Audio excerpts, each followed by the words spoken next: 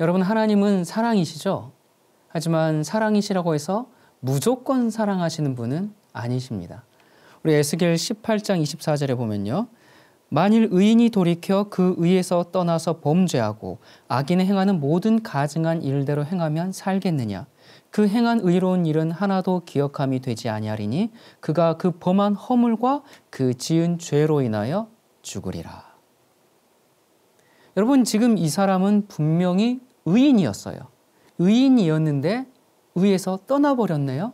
그러자 어떻게 됐어요?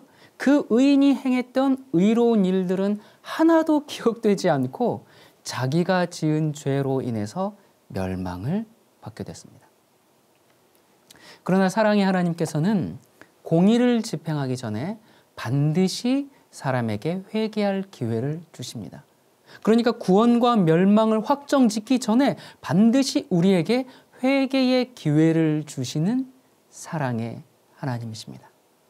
그리고 오늘을 살고 있는 바로 지금은 이 운명의 선고가 내려지고 있는 그런 심판의 때입니다. 여러분, 회개하지 않으셨습니까? 혹시 아직도 죄를 사랑하는 마음이 있습니까? 바로 그것이 우리에게 멸망을 선고하게 될 것입니다. 과거에 우리가 얼마나 의로웠던지 그 의로웠던 행동은 하나도 기억되지 않고 반드시 죽을 것입니다. 이것이 성경의 말씀입니다. 자, 그런데 하나님의 그 무조건적인 사랑을 강조하는 사람들로부터 이러한 심판에 대한 교리는 늘 반대를 받아왔습니다. 더군다나 믿지 않는 악인들에 대한 심판이 아니라 믿는 그리스도인들을 조사 심리하는 그런 재판을 한다는 것은 은혜로 말미암는 구원을 위태롭게 한다, 그렇게 따져 묻습니다. 믿음으로 구원받은 사람이 또다시 심판대에 서가지고 최종 구원 여부를 판결받는다는 것이냐? 그것은 우리의 구원을 불안하게 하는 것이다, 그렇게 이야기합니다. 그래서 심판과 구원은 양립할 수가 없고 구속은 이미 십자가에서 다 완성됐기 때문에 무슨 재조사위원회 그런 심리는 필요가 없고, 그렇기 때문에 그런 심판을 하는 것은 비성경적이다, 그렇게 주장합니다. 여러분, 그러므로 우리가 이 문제에 대해서 명확하게 이해하는 것은 아주 중요합니다. 왜냐하면 그것은 우리의 구원의 확신과 관계가 있기 때문에 그렇습니다. 정말 이 심판의 교리가 우리의 구원의 기쁨을 앗아가는가? 정말 은혜를 보지 못하게 하고 율법주의를 가르치는 것인가? 여러분, 예수님께서 재림하기 전에 하시는 이 심판 사역은요, 아담부터 시작해서 아담 이후로 죽은 사람들 중에서 누가 구원을 받아서 그리스도 안에서 잠자고 있으며, 그러므로 누가 그리스도께서 재림하실 때 부활에 참여하기에 합당한가를 온 하늘의 주민들에게 밝혀주는 것입니다. 또한 그것뿐만 아니라 살아있는 사람들 가운데서도 누가 그리스도 안에 있고 하나님의 계명과 예수의 믿음을 지키고 있으며, 그러므로 주님의 영원한 나라에 들어가도록 누가 준비되었는지 그것을 분명히 알려줍니다. 여러분, 따라서 이 심판은 예수님을 믿는 사람들을 구원함으로써 하나님의 공의를 옹호하고, 또 그것은 하나님께 충성해온 사람들이 하늘나라를 이제 얻을 것이다, 그것을 선언해 주는 것입니다. 여러분, 예수 그리스도께서 지금 하늘 지성소에서 이 사역을 하고 계시고, 이 사역이 끝남과 동시에 인류를 위한 은혜의 시간도 끝이 나죠. 계시록 22장 11절에 불의를 하는 자는 그대로 불의하고 더러운 자는 그대로 더럽고 의로운 자는 그대로 의를 행하고 거룩한 자는 그대로 거룩되게 하라. 이 선언대로 이제는 회개해서 돌이킬 기회가 없는 때가 은혜의 시간이 끝나는 때입니다. 예수님께서 인류를 위한 중보 사역을 마치시고 이제 재림하시는 것이죠. 여러분, 그러므로 우리는 이 최종 선고가 내려지기 전에 그리스도의 용서의 사랑과 그 은혜를 맛보고 주님의 거룩한 백성이 되어야 합니다. 자, 그렇다면 이 그리스도께서는 하나님의 은혜를 의지하고 죽은 그 신자들을 위해서 어떻게 영원한 구원을 확증하시는가? 만약에 그 믿는 사람들을, 하나님의 백성들을 조사해서 심판하신다는 사실이 율법주의 구원을 가르치는가? 여러분, 성경에 나오는 위대한 인물들 중에서요, 죄를 한 번도 짓지 않은 그런 완전의 상태에 도달한 사람이 있었습니까? 없었습니다. 그들은 모두 죄되고 불완전했습니다. 또 유전받은 그 타락한 죄의 본성 때문에 그들의 마음과 생각도 오염되었습니다. 자, 그렇다면 우리가 이 두 가지 질문을 하게 되는데요. 첫째는 그 성경의 그 위인들이 죄 없는 완전한 삶을 살지 못했는데 그들이 구원받을 수 있을까 하는 문제입니다. 그리고 두 번째로, 만일 그들이 구원을 받는다면 도대체 무슨 이유 때문에 구원을 받게 될까요? 여러분, 답은 매우 간단하죠. 뭡니까? 그 이유는 오직 예수 그리스도 때문이죠. 여러분, 이 사실을 아주 풍성하게 표현해 준 그런 영감적인 글이 있습니다. 제가 읽어보겠습니다. 예수께서 당신의 은혜의 백성들을 위해 간구하고 계시는 동안 사탄은 그들을 범죄자로 하나님 앞에 고소한다. 이제 그는 그들의 생애의 기록을 지적하고 그들의 성품의 결함과 그들이 그리스도와 같이 아니한 점, 그들이 구속주의 영광을 더럽힌 것과 바로 그 자신이 그들로 범죄하게 한 점들을 지적한다. 그리고 그는 그렇기 때문에 그들이 자기 백성이라고 주장한다. 예수님께서는 그들의 죄에 대해 변명하지 않으신다. 그러나 그들의 회개와 믿음을 보여주시고 그들의 용서받은 것을 주장하신다. 그분께서는 당신의 상한 손을 하나님 아버지와 거룩한 천사들 앞에 드시고 내가 저희 이름을 알고 있습니다. 내 손바닥에 저희 이름을 새겼습니다. 하나님의 구하시는 제사는 상한 심령이라. 하나님이여 상하고 통회하는 마음을 주께서 멸시치 아니하시리이다. 그리고 당신의 백성을 고소하는 자를 향해 사탄아, 여호와가 너를 책망하노라. 예루살렘을 택한 여호와가 너를 책망하노라. 이 사람들은 불에서 꺼낸 그슬린 나무가 아니냐, 그렇게 말씀하신다. 그리스도께서는 당신의 아버지께 충성된 백성들을 티나 주름 잡힌 것이나 이런 것들이 없는 영광스러운 교회로 세우시기 위해 당신의 의의 옷을 입히실 것이다. 그들의 이름은 생명책에 기록돼 있다. 그리고 흰 옷을 입고 나와 함께 다니리니 그들은 합당한 자인 연고라고 그들에 관해 기록돼 있다. 여러분, 이 장면이 무슨 장면입니까? 바로 이 장면이 예수님께서 재림하시기 전에 이루어지는 그 심판의 장면입니다. 여러분, 그리스도께서 재림하실 때 죽었다가 부활하는 사람이 있겠죠. 그리고 또 살아있는 사람이 있겠죠. 자, 여러분, 죽었다가 부활하는 사람들은 그들이 이제 죽어 있을 때 이 심판이 진행되기 때문에 그 하나님의 결정에 영향을 미치기 위해서 어떤 일을 할 수가 있어요, 없어요? 죽어 있는데 없죠. 죽은 자는 말이 없어요. 죽은 자가 어떤 영향을 미치겠습니까? 그 일을 하기엔 너무 늦어버렸어요. 그런데 이 사람들이 죽어 있을 때 하나님의 그 심판이 진행된다, 그 말입니다. 그러니까 그 하나님의 그 심판에 어떤 가부간에 영향을 미치기 위해서는 너무 늦어버린 거예요. 그래서 우리의 어떤 행위로 이 심판을 되돌릴 수 있는 것이 아닙니다. 그래서 율법주의나 행함으로 말미암는 의가 될 수가 없고 오직 그리스도의 그 중보만이 예수님의 속죄 사역을 믿고 그 죽은 자들에게 그처럼 필수적인 심판인 것입니다. 심판하면 무조건 안 좋은 거, 나쁜 거, 그건 율법주의 행함, 이렇게 생각할 것이 전혀 아닙니다. 여러분, 오늘 제가 드리는 말씀들은 단어 하나하나, 표현 하나하나를 아주 엄선해서 정말 중요한 개념을 가지고 전하고 있기 때문에 여러분, 그냥 흘려 듣지 마시고 정말 한 말씀도 놓치지 않으려는 그런 마음으로 들어주시기를 바랍니다. 여러분, 지금 진행되고 있는 의인들을 대상으로 하고 있는 이 재림 전에 있는 심판에 대해서 간단히 7가지로 정리를 해보도록 하겠습니다. 여러분이 첫 번째, 재림 전에 있는 심판은 그리스도의 은혜를 믿는 자들의 영원한 운명을 결정짓는 심판입니다. 자, 그들은 그들의 구원을 하나님께 의존하고 살다가 죽은 사람들이에요.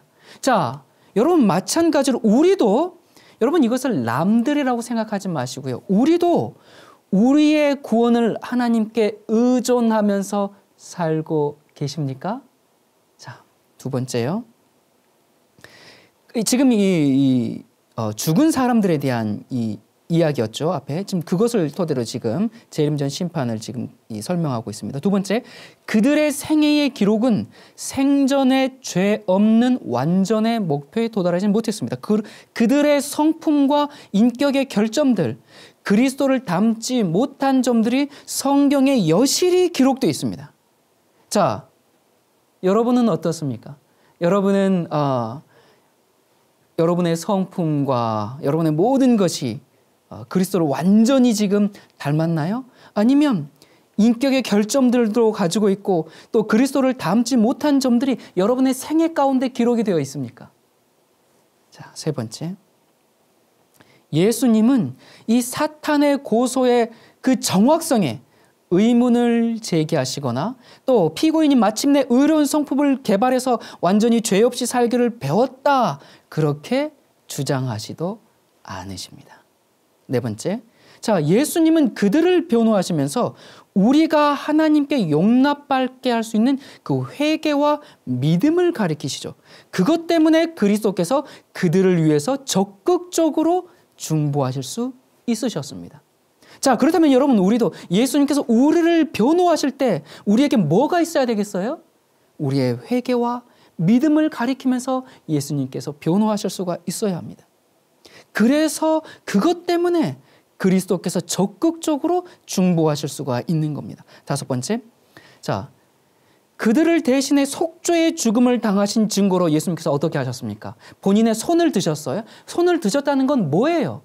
손에 무슨 자국이 있습니까?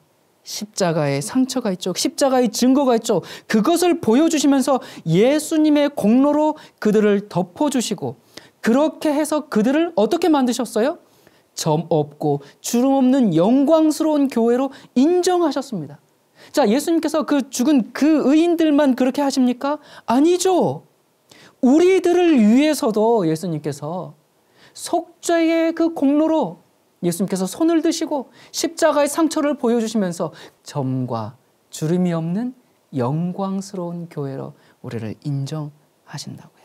자, 여섯 번째, 그들의 이름은 생명책에 남아있고 하나님은 그들의 생전의 삶이나 행위에 의해서가 아니라 그리스도의 은혜가 그들의 결핍을 채워주기 때문에 그들이 가치 있다고 선언하셨습니다. 비록 그들이 본성적으로 죄되지만 그리하여 그분이 요구하시는 그 죄 없는 완전의 표준에 도달하지 못했음에도 불구하고 그렇게 해 주셨습니다. 그들의 분명한 결핍이 있어요. 그럼에도 불구하고 예수님께서 그들이 가치 있다고 선언하셨습니다. 자, 일곱 번째, 그래서 복음의 약속은 그리스도 안에서 죽은 자들이라고 바울이 말하는 것처럼 그들은 분명히 영생을 유업으로 얻습니까? 얻습니다. 그 이유는 그들을 대신해 행하신 그리스도의 속죄에 대한 믿음 덕분입니다. 자, 지금 죽어있는 사람들, 하나님의 백성들, 의인들을 이 재림 전에 심판하는 이 사역에서 이 7가지 그들의 이 심판 내용을 살펴보았는데요. 여러분, 이 내용들은 그 사람들에 대한 것뿐만 아니라 바로 우리에 대한 이야기입니다. 여러분, 우리도 예수님께서 우리를 위해 대신 행하신 그리스도의 그 속죄에 대한 믿음 덕분에 우리가 영생을 유업으로 얻게 되는 것입니다. 여러분, 우리 앞서 살았던 믿음의 선조들, 또 신앙의 선배들이 회개와 또 그리스도를 믿는 그 믿음의 상태에서 살았기 때문에 우리의 중보자인 예수님은 그들의 용서를 확보하신 겁니다. 그래서 그리스도의 그 전가된 의로 그들을 덮어주셨고 그와 같이 해서 그들의 구원을 확실하게 하셨습니다. 여러분 마찬가지로 우리가 믿음을 저버리지 않으면 우리의 이름이 생명책에서 지워지지 않을 것이고 우리는 그분들을 영광의 왕국에서 만나게 될 것입니다. 여러분 정말 아멘입니까? 아멘입니다. 정말 그렇게 믿습니까? 그렇습니다. 여러분 이것이 하나님께서 인간을 구원하시는 속죄와 용서의 사랑인데요. 그런데 사탄도 자기 나름의 구원 방식이 있어요. 아, 너는 구원받을 수 있어. 아니야, 너는 아직 안 돼. 이런 식으로 사탄도 기준이 있다는 것을 우리가 알아야 합니다. 사탄이 그냥 무조건 너는 무조건 구원 못 받아. 야, 뭐 누구나 다 구원 못 받아. 이게 아닙니다. 사탄판 구원 복음이 있어요. 그런데 그것을 너무나 위장을 잘해서 그것을 성경의 복음과 아주 비슷하게 흡사하게 만들어 놓았습니다. 이 사탄이 만들어 놓은 모조품이 뭔가? 여러분 우리가 조금 전에 읽은 그 영감의 글에 보면요. 사탄은 지금 세 가지 이유로 주님 안에서 죽은 사람들을 자기 백성이라고 주장하고 있는 장면을 우리가 확인할 수가 있거든요. 그 세 가지가 뭔가?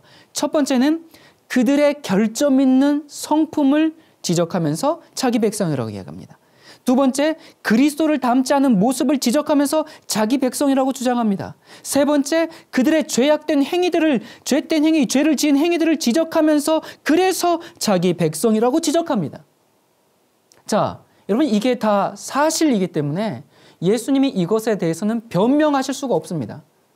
그렇죠? 자, 그런데 여러분 생각해보세요. 그럼 반대로 생각해보면요.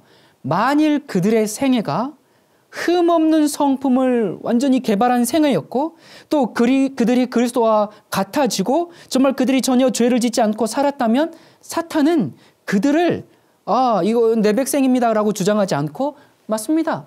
예수님 백성입니다.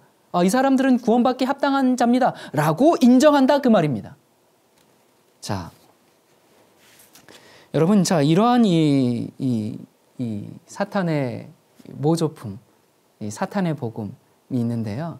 자, 그것을 좀 더 구체적으로 우리가 좀 살펴보도록 하겠습니다. 이 사탄의 모조품 7가지 면을 우리가 좀 생각해 볼 수가 있는데요. 사탄이 어떻게 자신의 복음을 만들어 가는가? 첫 번째, 사탄의 방법은 행함, 수행, 성취 중심적입니다.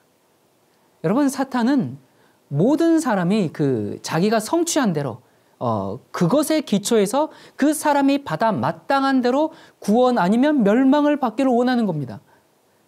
여러분 그는 하나님께서 각 사람의 영원한 운명을 그 인간의 실제적이고 객관적인 기록을 토대로 결정하기를 원해요.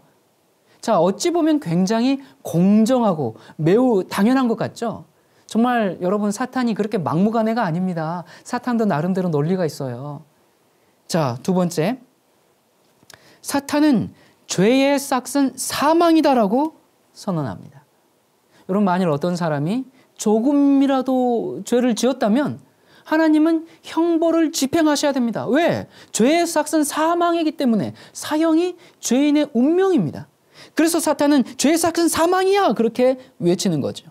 세 번째, 이 사탄의 모조품에는 은혜가 없습니다.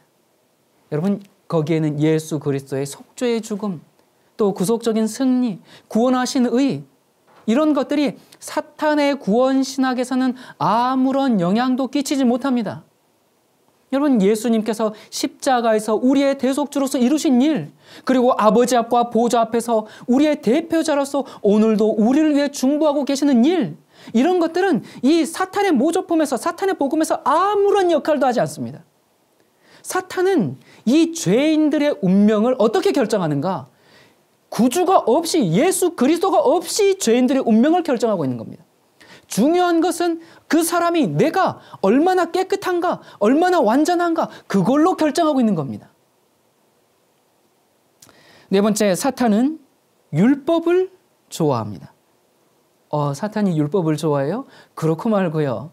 왜 좋아할까요? 왜 사탄이 하나님의 법과 계명을 좋아할까요? 왜 그럴까요? 그것이 선과 악을 구별하는 도덕적인 기준이 되기 때문이 아니라 그것이 우리 모두를 죄인으로 정죄하기 때문에 그렇습니다. 여러분, 법이 없다면 우리는 정죄받지 않습니다. 그래서 사탄은 하나님의 법을 좋아한다 그 말입니다. 다섯 번째, 사탄은 우리의 모본으로서 예수님의 개념을 사용하지 않습니다. 자, 왜냐하면요, 여러분, 예수님은 하나님의 성품이 참으로 어떠하신지, 그리고 죄가 사람을 왜곡시키지 않았다라면 하나님의 형상으로 창조된 인간이 어떤 존재가 됐을지를 계시해 주기 때문에 그렇습니다. 자, 여섯 번째, 사탄은 예수님을 모본이 아니라 모델로서 강조합니다. 자, 왜냐하면 여러분 생각해 보세요. 우리에게 중보자가 없는 상태에서 우리와 그리스도를 비교하는 것처럼 우리의 죄악성, 우리의 불완전, 우리의 무가치함을 더욱 명백하게 만들어줄 수 있는 것이 없습니다. 없을 뿐만 아니라 그렇게 함으로써 우리를 더욱더 절망적으로 만들어주는 것이 다른 게 없음을 알기 때문에 우리를 항상 모델로서 우리 앞에 예수 그리스도를 제시하는 겁니다. 여러분, 인류 역사상 완전한 인간은 예수님밖에 없죠. 그런데 그분처럼 되어야만 구원받는다면 과연 누가 구원받을 수 있겠습니까?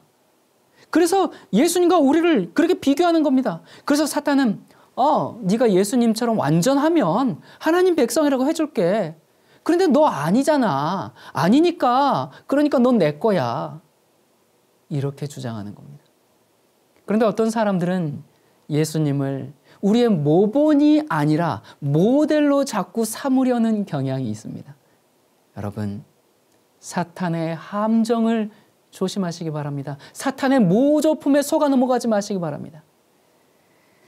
자, 일곱 번째, 사탄은 심판을 환영합니다. 왜 그런가? 그는 우리가 유죄라는 것을 알기 때문에 우리의 죄값에 따라서 심판을 받기를 원합니다. 사탄이 원하는 대로 우리의 정죄는 아주 확실합니다. 자, 그렇다면 우리는 지금 이 사탄의 이 복음에서 정말 하나님의 복음과 놀라울 정도로 아주 유사한 이 사탄의 모조품을 지금 살펴봤습니다. 그렇다면 하나님의 복음은 이 사탄의 모조품과 어떻게 다른가? 첫 번째, 하나님의 구원 계획은 성취 중심적이 아니라 그리스도 중심적입니다. 여러분, 우리의 운명은 우리가 얼마나 선하느냐, 우리가 의를 얼마나 많이 개발시켰느냐, 얼마나 선한 일을 많이 행했느냐, 얼마나 그 시험들을 잘 물리쳤느냐가 아니라 그리스도에 대한 우리의 믿음에 의해서 결정이 됩니다. 그리스도를 믿으면 영생이고 믿지 않으면 멸망입니다. 두 번째, 하나님의 구원 방법에서 결정적인 것은 사람과 죄와의 관계가 아니라 사람과 예수님과의 관계입니다. 그러니까 하나님께서 보실 때 정말 우리에게 중요한 문제는 너 죄 얼마나 지었어? 죄 지었어 안 지었어? 이게 아니고요. 죄인들을 위해서 예수님이 마련하신 그 구원에 대해서 우리가 어떻게 반응했느냐 그겁니다. 믿고 회개하면 영생이고 믿지 않고 거절하면 멸망입니다. 여러분이 하나님의 계획에 따르면 중요한 쟁점은 죄인들이 회개와 믿음으로 복음에 반응했느냐, 그리고 그렇게 함으로써 죄에 대한 용서뿐만 아니라 영적인 부족함과 그 도덕적인 불완전을 채워줄 그리스도의 의를 얻었느냐 그 사실입니다. 자, 세 번째, 율법과 표준만을 내세우는 그 사탄의 모조품과는 달리 하나님의 구원의 계획에는 은혜와 사랑이 함께 있습니다. 공의만 있는 것이 아니라 자비가 함께 있습니다. 여러분, 그런데 사탄은 공의만을 내세우고 있는 거예요. 법과 질서만을 주장하고 있는 겁니다. 여러분, 인간 사회에서도 은혜와 사랑과 자비 없이 공의와 법과 질서만을 요구하는 사회는 어떻게 되겠습니까? 가정이 그렇다면 그 가정이 어떻게 되겠습니까? 교회가 그렇다면 그 교회가 어떻게 되겠습니까? 정말 사탄이 주인인 교회가 되는 겁니다. 네 번째, 하나님도 심판을 환영합니다. 자, 아까 사탄도 심판을 환영한다 했어요. 그런데 하나님도 심판을 환영해요. 그런데 왜 하나님이 심판을 좋아할까요? 사탄은 우리를 정죄하기 때문에 심판을 환영하지만 예수님은 우리를 죽음의 정죄에서 해방하시고 주님 안에서 너는 의롭다라고 선언하실 때 거기서 하나님의 은혜의 그 영광이 드러나기 때문에 하나님은 심판하는 것을 기뻐하시는 겁니다. 너는 나의 피로 무죄, 너는 의로워, 그렇게 선언하는 것이 예수님께 얼마나 기쁜 일이 되겠습니까? 그래서 하나님은 심판을 기뻐하시는 겁니다. 환영하는 겁니다. 여러분, 하나님은 인간의 죄 문제에 대해서 어떤 해결책을 마련하셨습니까? 하나님께서 마련하신 해결책이 뭡니까? 너 구원받으려면 열심히 노력해라. 언젠가는 완전한 상태에 도달할 거야. 그러면 그때 너를 구원해 주겠다. 여러분, 그렇게 안 하셨어요. 예수 그리스도의 십자가의 은혜로 말미암아 우리를 용서하시고 의롭게 해주시는 그 해결책을 마련하셨습니다. 우리가 하나님의 용서를 어떻게 얻을 수 있는가? 율법과 계명을 잘 지키면 얻을 수 있습니까? 아닙니다. 그것은 우리의 진실한 회개와 믿음을 통해서만 얻을 수가 있습니다. 여러분, 하나님의 복음과 이 사탄의 모조품 두 계획 모두에서 세 가지 공통점이 있거든요. 자, 첫 번째는 둘 다 율법이 사람의 행위를 평가하는 표준 역할을 합니다. 그리고 두 번째, 이 둘 모두 예수 그리스도를 참으로 의롭고 선하고 또 거룩하게 되는 것이 무엇인지에 대한 표준, 그러니까 창조주께서 사람이 어떻게 되기를 의도하셨는지에 대한 궁극적인 표준을 내세웁니다. 세 번째, 이 둘 모두 각기 사람의 생애를 검토하고 그의 영원한 운명을 결정하는 심판이 있습니다. 여러분, 이것은 하나님의 복음과 사탄의 모조품이 동일하게 가지고 있는 공통점입니다. 여러분, 사탄이 이 하나님의 이 구속의 방법에다가 자기의 몇 가지 요소를 편입시켜서 복음을 더럽혀 놓았습니다. 가짜는 항상 원본을 닮아요. 여러분, 기만이라는 것은 진리와 완전히 동떨어져 있는 게 아닙니다. 예수님과 알라, 너 둘 중에 누굴 섬길래? 이런 게 아닙니다. 여러분, 사탄은 하나님이 우리에게 요구하시는 그 율법과 표준을 포함시키긴 했지만 하나님께서 그리스도 안에서 이룩하신 것들은 모두 삭제해버렸습니다. 여러분, 우리는 이 하나님의 구원 계획과 사탄의 모조품 사이의 이 근본적인 차이를 지금 살펴봤습니다. 이 모조품에서는요, 모든 것이 그 사람의 개인적인 성취에 달려 있습니다. 인간의 영원한 운명은 그 자신이, 그 사람이 얼마나 이렇게 행하고 이루었느냐, 거기에 달려 있는 겁니다. 그는 완전한가 아니면 불완전한가, 그는 의로운가 아니면 죄된가, 거기에 달려 있는 겁니다.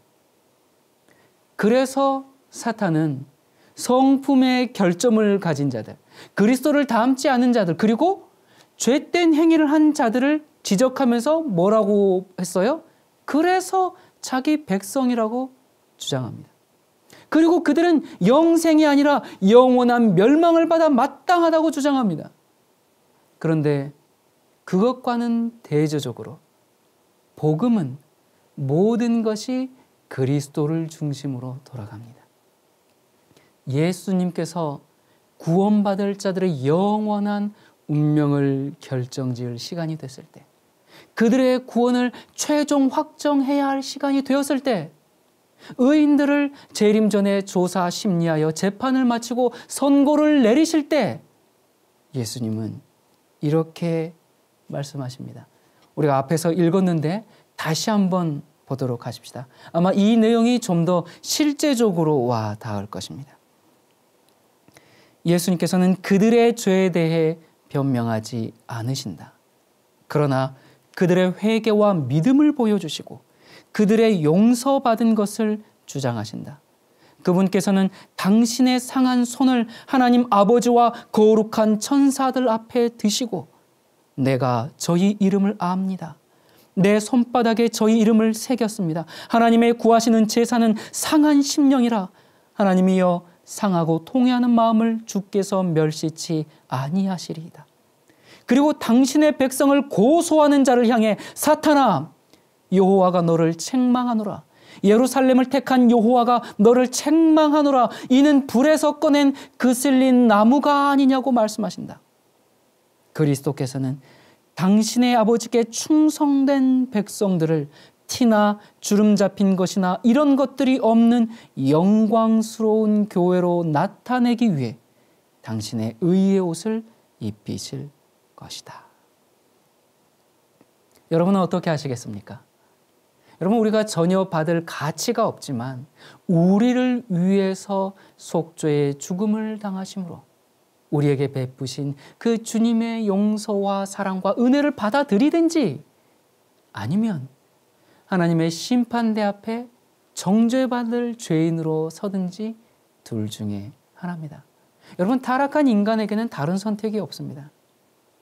지금 우리가 살고 있는 이 시대는 이 실제적인 원형적인 이 대속죄의 시대입니다. 하늘 성소를 정결케 하는 때고 구원받을 자들을 심판하는 때입니다. 누가 그리스도를 믿는 그 믿음과 회개를 통해서 영원한 나라에 들어갈 자격을 갖추고 있는지 그것이 증명되어야 합니다. 누가 구원을 받을 것이며 누가 잃어버림 받을 것인지 그걸 결정하는 심판은 재림 전에 있어야 합니다. 왜냐하면 예수님께서 재림하실 때 각 사람에게 그의 일한 대로 갚아줄 것이기 때문에 그렇습니다. 여러분, 구원받을 자들이 하늘에 합당한지 아는지 이 조사 심리하는 심판이 믿는 사람들의 그 구원을 위태롭게 할까요? 결코 그렇지 않습니다. 진실한 신자들은 예수님을 중보자로 신뢰하고 그리스도와 연합해서 삽니다. 자, 그렇다면 왜 재림 전 심판이 있어야 하는가? 인간은 세 부류 중에 하나에 속합니다. 자, 첫 번째는 하나님의 권위를 완전히 부인하는 악인이고요. 두 번째는 믿음으로 그리스도의 공로를 의지하면서 하나님의 율법을 순종하면서 사는 진실한 신자고요. 세 번째는 진실한 신자처럼 보이지만 그렇지 못한 사람들입니다. 자, 여러분, 이 천사들과 또 타락하지 않은 하늘의 피조물들은 이 첫째 부류는 쉽게 구별할 수 있어요. 분별할 수 있어요. 그런데 누가 진실한 신자고 누가 진실하지 않은 신자인가? 이 두 부류의 사람들이 다 같이 지금껏 하나님을 열심히 섬겼는데 어떻게 할 수가 있을까요? 교회 안에도 참 신자와 거짓 신자, 알곡과 가라지가 다 있는데 어떻게 할 수 있을까요? 여러분, 이 타락하지 않은 이 천사들이나 또 하나님의 그 피조물들은 존재하지가 않죠. 천사들은 사람의 마음을 읽을 수가 없어요. 그렇기 때문에 인류의 구원에 관심을 가지고 있는 이 우주에게 이 지구에 사는 이 사람들은 하늘에 데려와도 안전하다라는 것을 드러내주기 위해서 그리스도의 재림 전에 심판이 필요한 것입니다. 그러므로 이 예수님께서 재림하시기 전에 심판하는 그 이유는 하나님과 우주와의 관계의 문제지 하나님과 구원받는 그 백성들 사이의 문제가 아니라 그 말입니다. 그래서 기록책을 펴서 하늘에 올 사람들의 그 회개와 믿음과 신앙에 대한 일체 사항들이 공개되어야 하는 겁니다. 여러분, 이 심판은 하나님을 위한 것이 아니라 우주를 위한 것이라고 했죠. 사탄의 고소에 대답을 해주고 타락하지 않은 천사와 피조물들에게 하나님이 진정으로 회개한 자들만을 그분의 나라에 들어가도록 허락하실 것이라는 그 사실을 보여줘야 하는 겁니다. 그래서 하나님은 기록책들을 펴시고 정말 편견 없이 이 우주가 편견 없이 살펴보게 하시는 겁니다. 여러분, 오늘 우리는 대속죄일에 살고 있습니다. 이스라엘 사람들이 그날에 그들의 심령을 괴롭게 하도록 요구받은 것처럼 하나님은 오늘을 살고 있는 그 하나님의 모든 백성들이 마음에서 우러난 회개를 경험하도록 요구하십니다. 우리의 이름이 생명책에 계속 남아있기를 바라는 모든 사람은 이 하나님의 심판 시간 동안에 하나님과의 관계뿐만 아니라 인간들과의 관계도 바르게 해야 합니다. 서로 간에 반목이 없고 또 오해가 없고, 여러분 마음속에 싸움과 냉정함과 멸시와 분노가 있다면 우리는 결코 하나님의 용서를 경험한 사람들이 아닙니다. 계시록 14장 7절에 그가 큰 음성으로 가로되 하나님을 두려워하며 그에게 영광을 돌리라. 이는 그의 심판하실 시간이 이르렀음이니 하늘과 땅과 바다와 물들의 근원을 만드신 이를 경배하라 하더라. 여러분, 지금은 예수님이 심판하는 시간입니다. 바로 이 심판의 소식이 오늘날 긴급하게 전해져야 할 복음입니다. 하나님의 심판이 먼 미래가 아니라 지금 이루어지고 있다는 것을 세상과 교회에 경고해야 합니다. 대제사장으로서의 그리스도의 사역은 거의 끝나가고 있습니다. 인간에게 주어진 이 은혜의 시기는 사라져가고 있습니다. 정말 모래시계처럼 모래알이 주르륵 다 떨어져 끝나는 것처럼 하나님의 음성이 언제 다 이루었다 그렇게 선언하실지 아무도 모릅니다. 하지만 여러분, 우리가 대속죄의 시대에 살고 있을지라도 우리는 두려워할 필요가 없습니다. 희생 제물과 제사장의 이 이중 역할을 하시는 예수 그리스도께서 하늘의 성소에서 우리를 위하여 사역하고 계십니다. 여러분, 사탄은 우리를 멸망시키고 거룩한 복음을 훼손하기 위해서 자기 나름대로의 구원 신학을 만들어 놓았습니다. 모조품을 만들어 놨습니다. 그 함정에 빠지면 안 됩니다. 모조품에 속아 넘어가면 안 됩니다. 그것은 예수 그리스도의 그 거룩한 희생을 욕되게 하는 겁니다. 짓밟는 것입니다. 여러분, 저는 주님 앞에서 자랑할 것이 전혀 없습니다. 제가 주님 앞에 내놓고 주님 이만하면 됐죠 호소할 수 있는 아무런 공로가 없습니다. 제가 하늘에 가서 주님을 만난다면 그저 주님, 저는 주님의 은총을 받기에 합당치 않습니다. 조금도 합당치 않습니다. 그렇게 부르짖을 것입니다. 저의 유일한 소망은 십자가에 못 박히시고 부활하시고 오늘도 나를 위해서 중보하시는 예수 그리스도 안에 있습니다.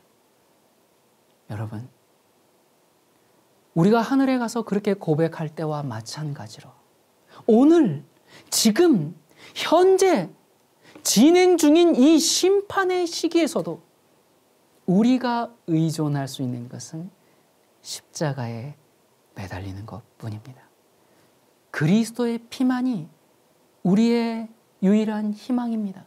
그 피는 능히 우리를 죄의 더러움에서 건져내는 능력이 있습니다.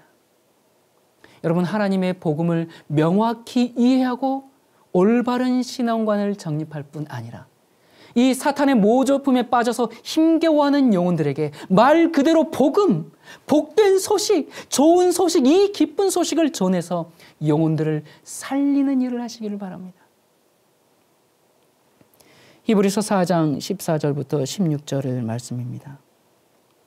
그러므로 우리에게 큰 대제사장이 있으니 승천하신 자 곧 하나님의 아들 예수시라. 우리가 믿는 도리를 굳게 잡을지어다. 우리에게 있는 대제사장은 우리 연약함을 체휼하지 아니하는 자가 아니요 모든 일에 우리와 한결같이 시험을 받은 자로 돼 죄는 없으시니라. 그러므로 우리가 긍휼하심을 받고 때를 따라 돕는 은혜를 얻기 위하여 은혜의 보좌 앞에 담대히 나아갈 것이니라. 여러분, 미루지 말고 오늘 우리가 그리스도를 의지해서 은혜의 보좌 앞에 담대히 나아갈 수 있기를 간절히 바랍니다. 기도하겠습니다. 은혜로우신 하나님 아버지, 하나님께서 우리를 구원하기 위하여 마련해 오신 이 복음을 인하여 참으로 감사를 드립니다. 우리가 이 주님께서 주시는 이 복음을 머리로 이해하고 지식으로 깨닫는 것이 아니라 우리의 삶 속에 완전히 녹여 경험함으로 하나님께서 주신 그 구원을 찬양하며 그 감격 때문에 주님을 사랑하면서 사는 저희들 될 수 있도록 도와주시옵소서. 사탄이 거짓된 복음으로 모조품으로 예수 그리스도의 십자가의 희생을 짓밟고 우리를 혼돈 가운데 밀어넣으려 할 때에 아버지, 우리가 분명한 복음을 똑바로 이해함으로 온 세상에 외칠 수 있도록 도와주시옵소서. 주님, 지금은 심판의 시기입니다. 구원과 멸망이 결정짓는 시기입니다. 그러나 우리가 두려워하지 않는 것은 우리가 그리스도 예수 안에 있을 때에 우리는 늘 안전하다는 것을 우리가 알기 때문에 그렇습니다. 하나님, 오늘도 우리가 주님의 은혜에 의지해서 은혜의 보좌 앞에 담대히 나아가오니 저희를 긍휼히 여기시고 받아주시옵소서. 예수님의 이름으로 간절히 기도드립니다. 아멘.